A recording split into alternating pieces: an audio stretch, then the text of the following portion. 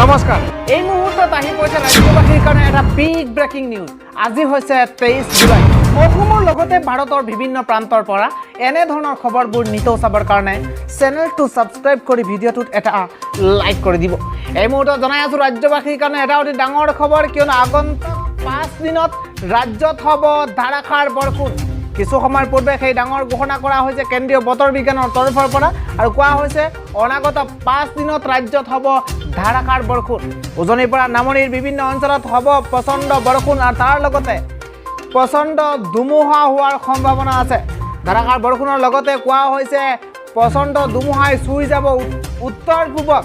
বিভিন্ন প্ৰান্তত ধাৰাসাৰ পৰা মজলীয়া বৰষুণ হোৱাৰ সম্ভাৱনা আছে আৰু কেন্দ্ৰীয় বতৰ বিজ্ঞানৰ তৰফৰ পৰা আগলি বতৰ প্ৰদান কৰা হৈছে আৰু কোৱা হৈছে উত্তৰ পূৰ্বাঞ্চলৰ কিছু প্ৰান্তত মজলীয়াৰ পৰা ধাৰাসাৰ বৰষুণ হোৱাৰ সম্ভাৱনা আছে বতৰ বিজ্ঞান কেন্দ্ৰই জাৰি কৰিছে এই সতৰ্কবাণী এই সময়ছোৱাত সতৰ্ক হৈ থাকিবৰ কাৰণে আহ্বান জনোৱা হৈছে আৰু কোৱা হৈছে ধাৰাসাৰ বৰষুণৰ লগতে ধুমুহা হোৱাৰো সম্ভাৱনা আছে উজনিৰ পৰা নামনিৰ বিভিন্ন প্ৰান্তত বৰষুণ হোৱাৰো সম্ভাৱনা আছে আৰু অনাগত 5 দিনত ৰাজ্যত ধাৰাসাৰ বৰষুণ হোৱাৰ সম্ভাৱনা আছে বুলি কেন্দ্ৰীয় বতৰ বিজ্ঞানৰ তৰফৰ পৰা আগলি বতৰা প্ৰদান কৰা হৈছে